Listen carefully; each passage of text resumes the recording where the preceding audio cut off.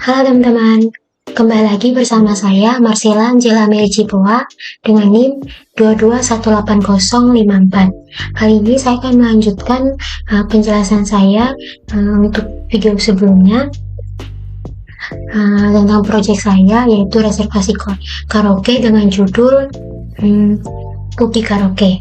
Nah, untuk video sebelumnya kita sudah menjelaskan tentang membuat halaman web dashboardnya ya teman-teman, sekaligus bagaimana cara mengkoneksikan Bootstrap dan Laravel, terus install Composer, PHP dan lain sebagainya. Udah di video sebelumnya ya teman-teman.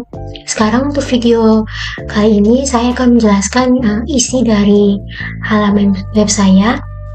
Nah, ini untuk halaman dashboardnya ya teman-teman. Sama seperti kemarin halaman web dashboardnya. Nah, di sini ada room, reservasi, transaction, ada pembayaran, customer, ada data customer atau user. Terus di accounts ada page yang berisi login, register, dan lupa password. Nah, saya akan menjelaskan dari halaman roomnya. Oke, di sini sudah ada tampilan untuk data roomnya. Di sini ada button input sama buat laporan atau cetak ke dalam PDF. Terus untuk isinya di sini ada nomor room, tipe room, harga room, sama action yang berisi edit dan hapus. Nah, untuk nomor room sendiri, teman-teman bisa lihat tipe roomnya juga. Di sini ada eksklusif, deluxe, standar, terus harganya. Nah, sekarang saya akan jelaskan di bagian koordinatnya ya teman-teman.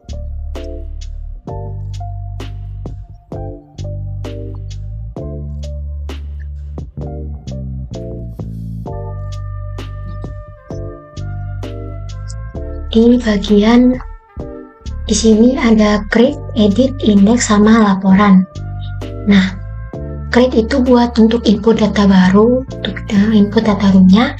Terus edit buat edit dari isi dari data roomnya. Terus ada index, itu ada halaman untuk data roomnya. Dan laporan, yaitu laporan yang sudah kita cetak ya teman-teman, maksudnya nanti yang sudah jadi PDF-nya. Nah, mulai dari create.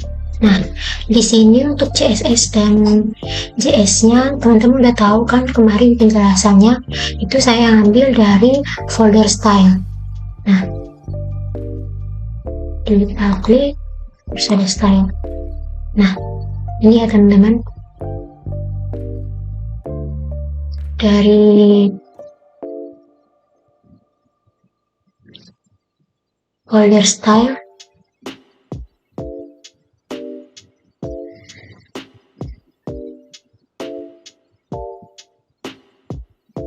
atau di aset ya teman-teman, antara dua itu yang berada di folder public tadi, terus di style dan aset ini itu untuk CSS sama JS nya ya teman-teman. Nah,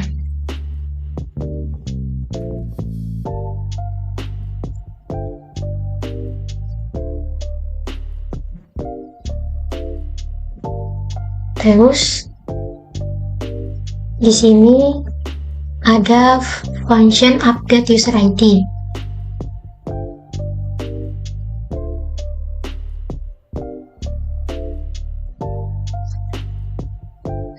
Nah, function update user ID ini digunakan untuk memperbarui input ID pengguna berdasarkan pilihan dari drop-down email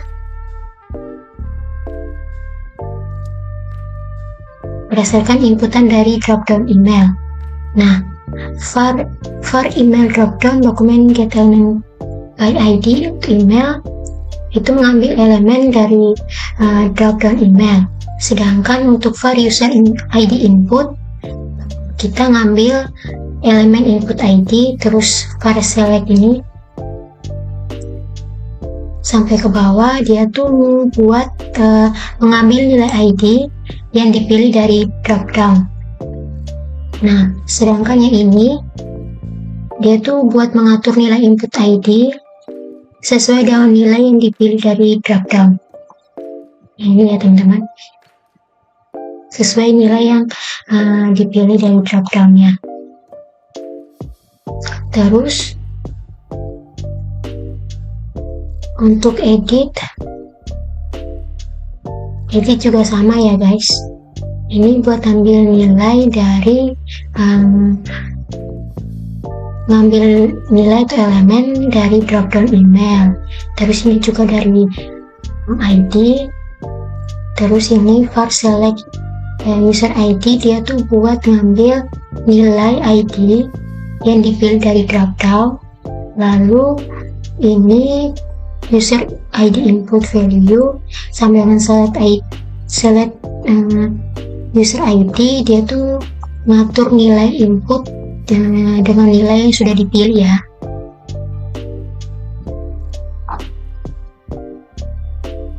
Indeksnya juga gini, CSS-nya sama JS-nya kita ngambil dari folder asset dan style ya teman-teman.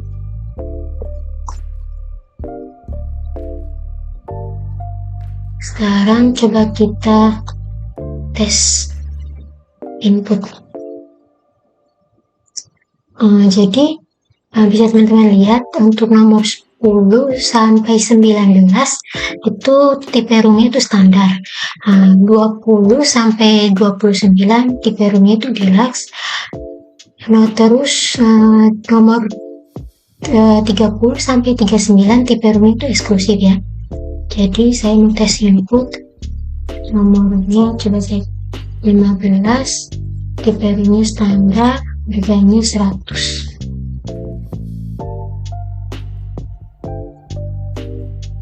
Nah, muncul ya teman-teman.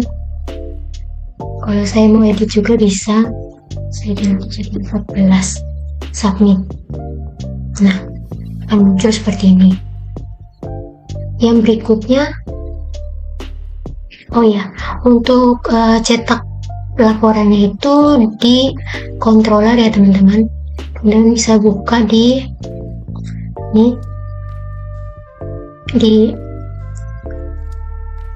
app, terus di folder HTTP, di dalamnya ada folder lagi controllers. Buka aja yang room controllers PHP. Nah, di sini ada digunakan use app model room, terus ini use PDF ya teman-teman.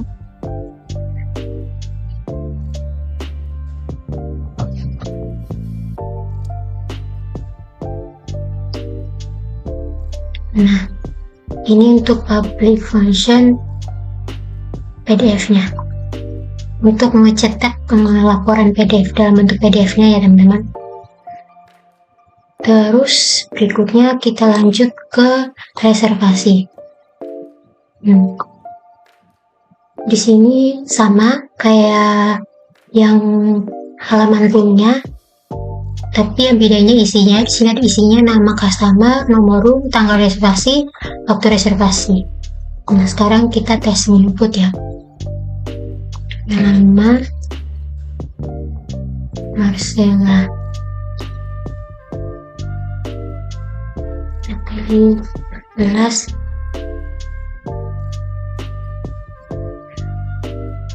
Nah, akan seperti ini. Nah, sebelum kita ke data reservasi,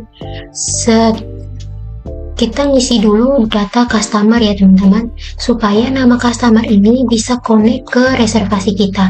Karena kita sebelum kita reservasi kita harus ngisi data customer dulu ya teman-teman, baru dia mau connect ke data reservasinya.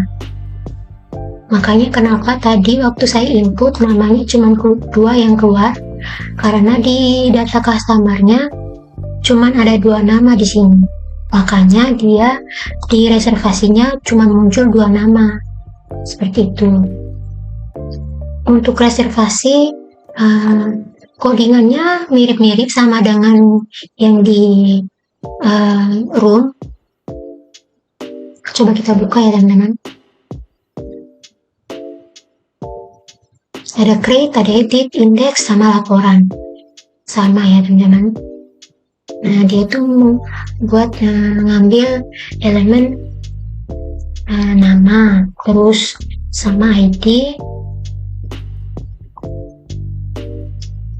Terus ini mengambil nilai yang dipilih dari drop down-nya. Penjelasannya sama ya teman-teman.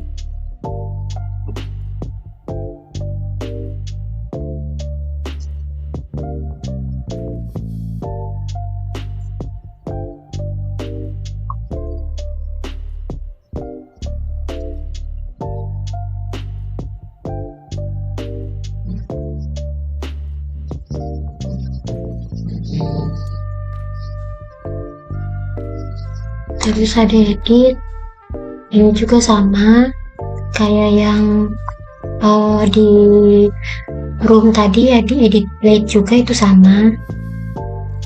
Dia buat ngambil elemen input nama sama ID-nya. Terus ini buat ngambil nilai yang udah dipilih dari drop down-nya ya teman-teman. Index, terus ini laporannya.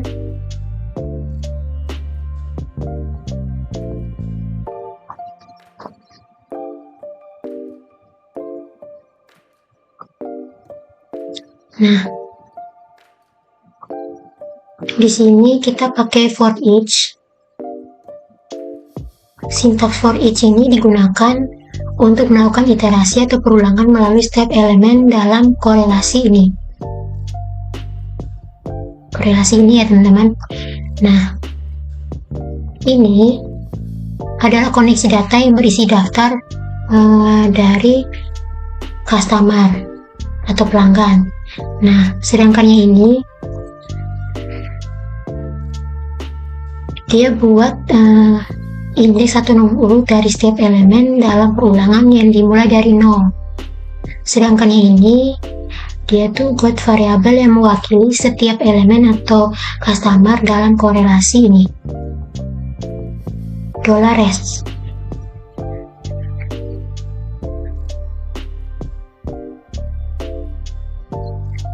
Terus ini menampilkan nomor urut customer yang dimulai dari 1, karena kan yang ininya kan N0 ini kan dia kan mulainya kan dari nilai 0 kan. Nah, jadi kalau misalnya nilai 0 ini tambah 1, jadi mulainya itu menampilkan dari 1. Terus ini buat nampilin nama customernya. Terus ini buat nampilin nama room, tanggal reservasi sama waktu reservasi. Terus diakhiri dengan N for each ya teman-teman.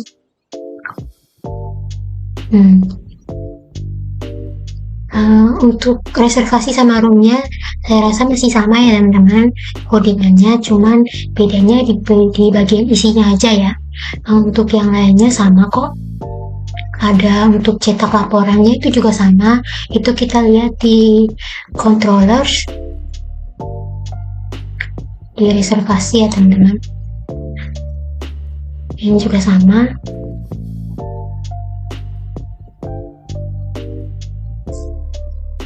Terus berikutnya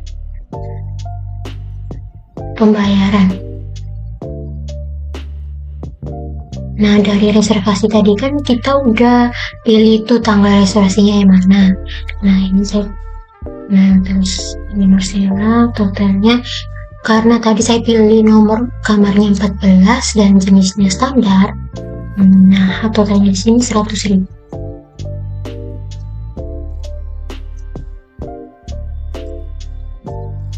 Terus ada metode pembayarannya, saya pilih cash, langsung ke kasir ya. Submit. Sama ya teman-teman, saya rasa untuk codingan dari room, reservasi, dan pembayaran sama, kurang lebihnya tuh sama. Ada untuk input atau create data, terus ada untuk cetak laporan dalam bentuk PDF, cuman bedanya di isinya aja ya teman-teman. Tanggal reservasinya ini kita ngambil dari reservasinya yang udah kita buat, yang udah tersimpan di data reservasi. nanti dia akan muncul di sini. Waktu kita nginputnya, dia akan langsung di sini ya teman-teman, tersimpan di sini otomatis. Begitupun untuk nama customernya diambil dari reservasi ya. Selanjutnya untuk customer. Nah, seharusnya tadi sebelum kita masuk ke halaman reservasi, sebaiknya teman-teman tuh ngisi dulu data customer. Karena untuk mereservasi sebuah tempat karaoke, sebaiknya kita mengisi data customer kita. Jadi di sini saya tes ya, kita buat data baru. Di sini saya mau panggil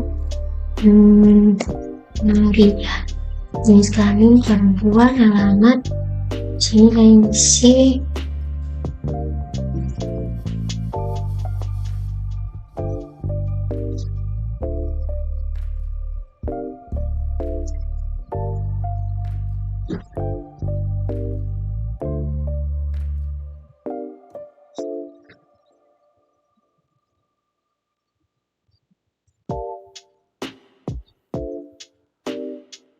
Nah, teman-teman bisa lihat di sini emailnya cuma ada 2. Kira-kira kenapa teman-teman? Kenapa nggak bisa saya input email secara manual? Kenapa langsung otomatis kayak gini? Nah, jawabannya ada di tebak gimana guys? Nah, teman-teman bisa buka di folder database. Nih, terus pilih di seeders. Nah, di sini ada user tabel seeder. Nah, di sini ada public function kan, dimana berisi tabel user, yaitu insert username, email, password. Nah, di sini kita untuk tabel usernya, di sini saya ngisinya di Visual Studio ya teman-teman, langsung di sini di VS Code, karena ini kan berisi data privasi ya teman-teman. Jadi kalau untuk otomatis dari database saya rasa kurang aja gitu teman-teman. Jadi di sini saya ngisi manual di VS Code karena datanya kan sensitif ya, ada email, terus ada passwordnya juga. Itu kan berisi data yang sensitif ya teman-teman. Jadi di sini kita buat dan saya mau ganti nih emailnya, jadi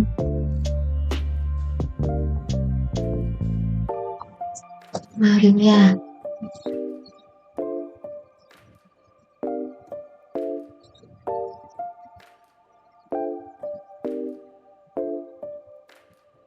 Ctrl S, jangan lupa ya teman-teman untuk simpan. Nah, nanti di PHP MyAdmin-nya langsung terupdate nggak sih? Nah, coba kita ngecek ya. Ini kan cuma 2, ada admin sama Marcella kan. Sekarang kita tes refresh, muncul nggak?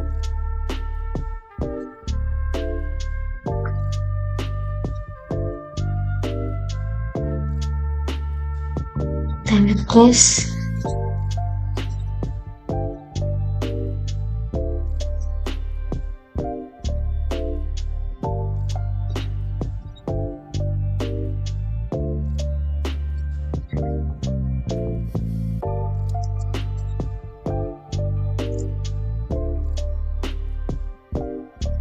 Oh ya, kita ini terminal buat simpan di sini.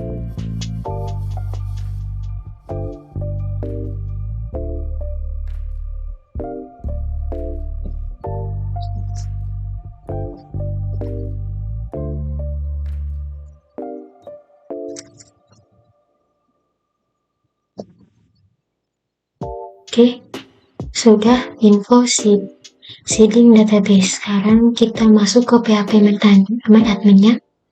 Nah, udah muncul kan teman-teman? Jadi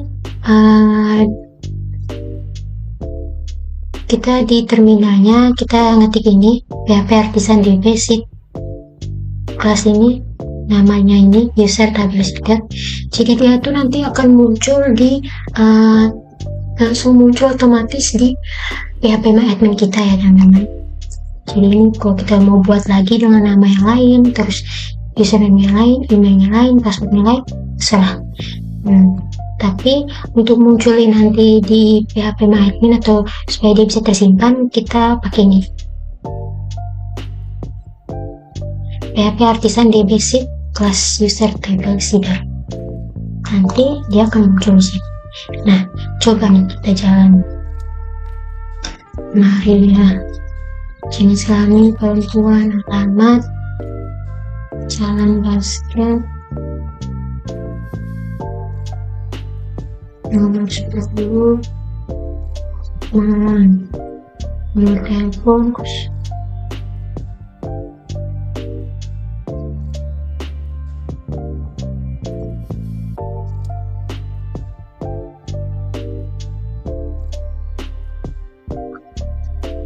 nah muncul lupa refresh teman-teman kita.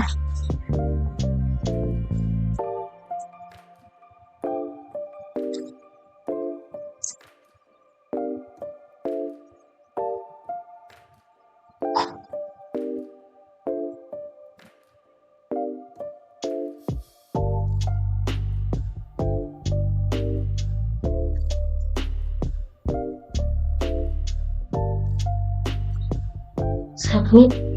Nah, muncul kan teman-teman. Jadi nanti waktu kita masuk ke reservasi, terus kita input data kan. Nah, ini kan langsung otomatis muncul di data reservasinya, karena kita udah buat di data customernya. Jadi sebelum kita reservasi, kita harus isi dulu data customernya. Terus nomor room ini sesuai dengan jenis room dan sesuai jenis room, terus sama nomor room yang ada di sini ya teman-teman.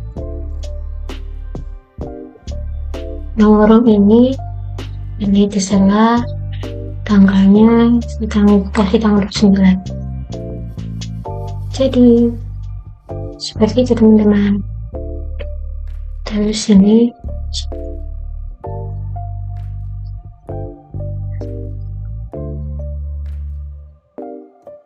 jadi kita tes.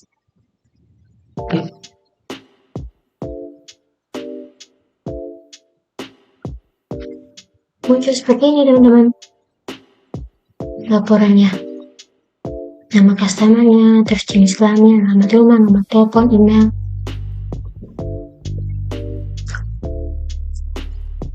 Lalu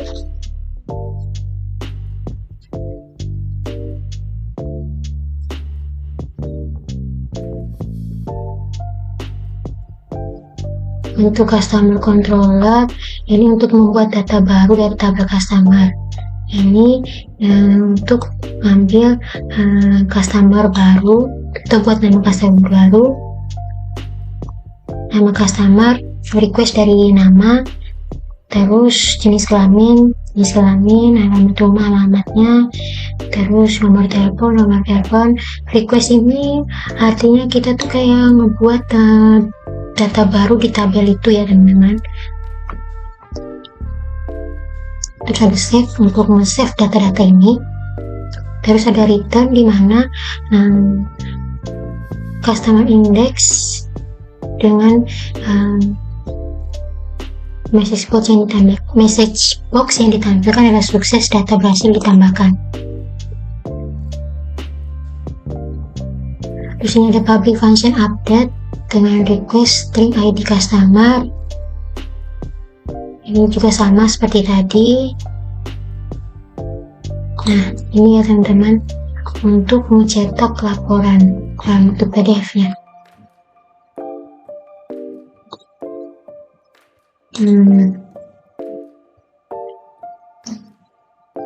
Terus untuk modelnya. Nah, di sini untuk data modelnya ada customer, pembayaran, reservasi, room, sama user ya teman-teman. Nah,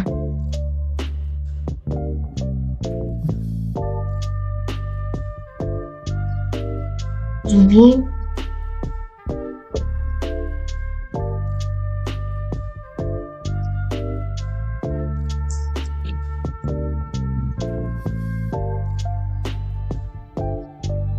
ada data customer, pembayaran, reservasi, room,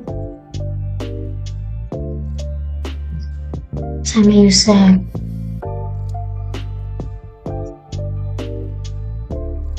Kita jelasin salah satunya aja ya.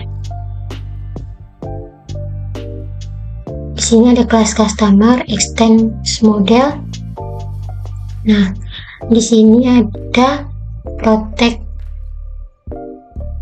tabel dari tabel customer, terus primary key, ID customer, word date atau ID customer. Nah, maksudnya ini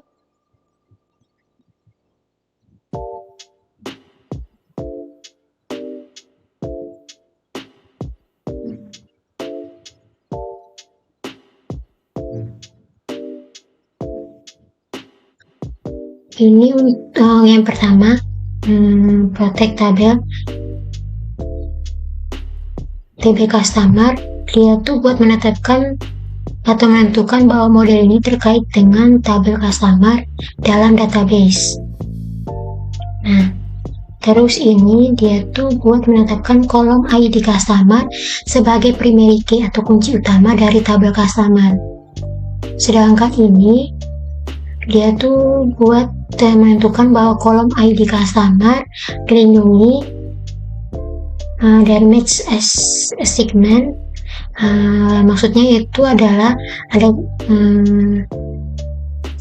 seperti apa ya teman-teman, kayak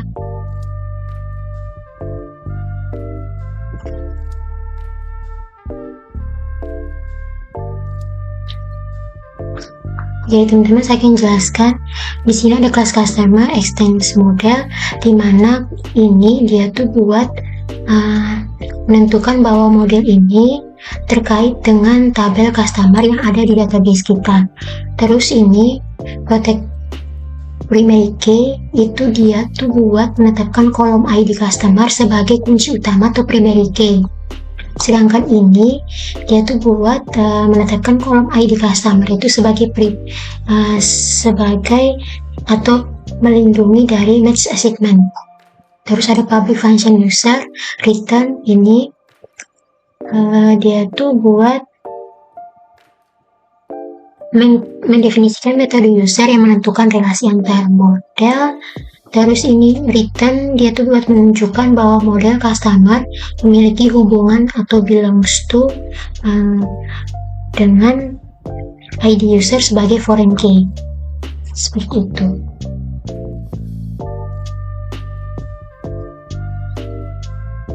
Ini juga sama.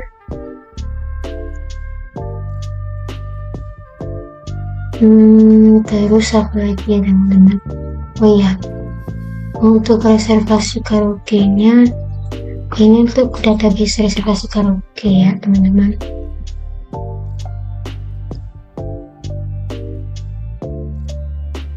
Sini create tabel customer yang berisi ini ID, nama, jenis kelamin, alamat, nomor telepon, email, ID. Nah, terus ini dia buat untuk otomatisnya ya teman-teman, untuk create dan update-nya nanti. Terus ini kita insert, kita buat untuk namanya ya teman-teman.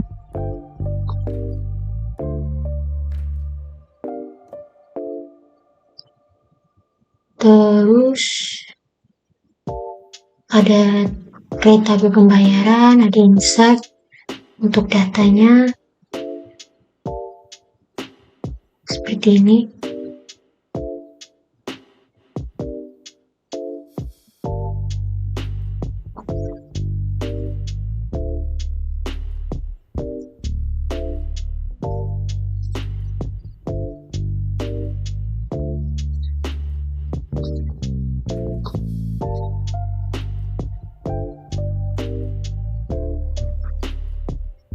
Untuk halaman login ya teman-teman, yang berisi login dan register.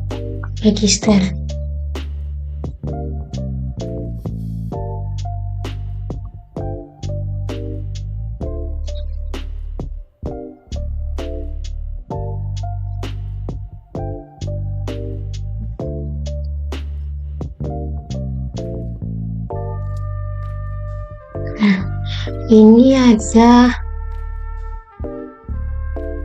ini from action code plugin.store sebagai metode post.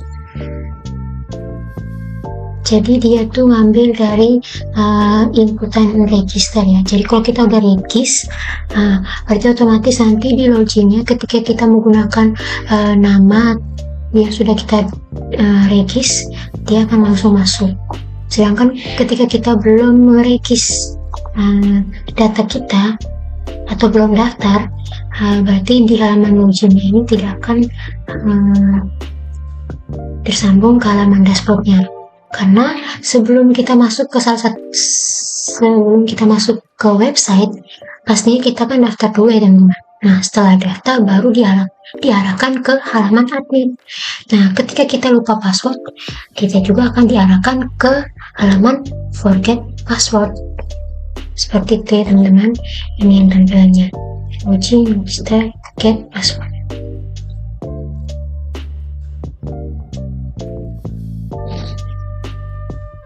Terus untuk halaman dashboardnya sudah tidak perlu saya jelaskan lagi ya teman-teman, karena penjelasannya ada di video sebelumnya. Teman-teman bisa lihat sendiri untuk penjelasan tampilan web dashboardnya. Lalu ya root.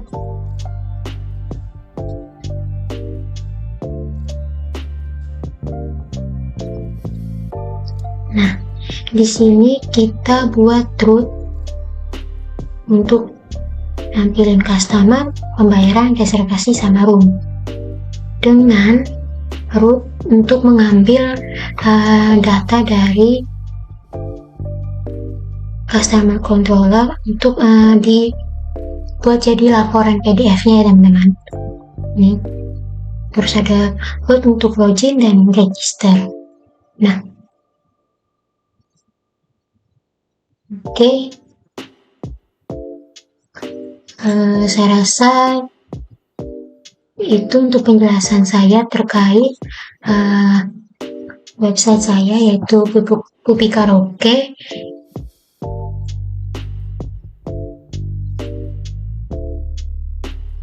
Ini untuk tampilan dashboardnya, reservasi, pembayaran.